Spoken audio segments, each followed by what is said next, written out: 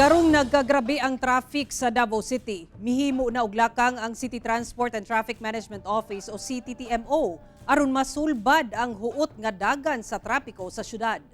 Ani ang report ni John D. Esteban.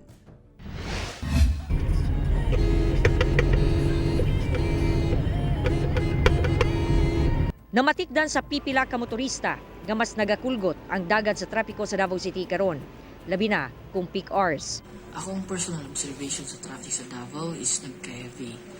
Especially sa weekdays, no?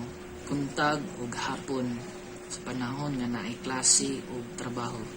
Dalaw sa traffic sa Davao, may grabe ka traffic. Hindi ka ma-stop, labi na kanang may mga dead truck, nandun.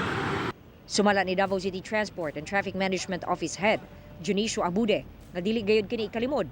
Matud niya, tungod kini sa pipila ka rason. Usa na diha ang nagkadaghang sakyanan sa syudad.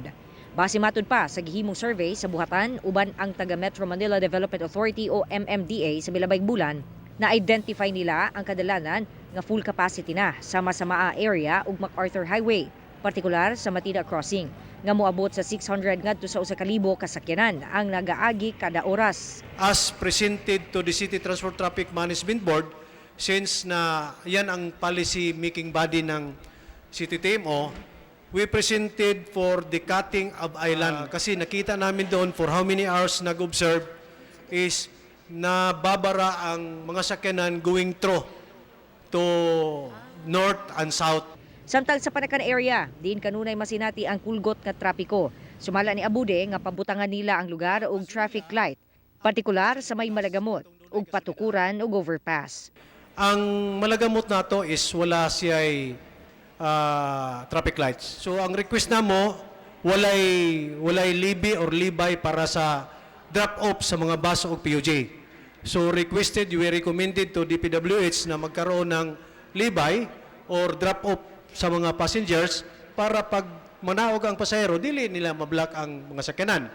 Girekomenda usab nga magbugna og laing division nga maoy magmonitor sa mga traffic enforcer sa dakbayan. Ang yun ang i-incorporate na mayroon talagang division or section na nandoon sila para mamonitor lahat yung traffic enforcer at saka madali ang coordination sa on the field.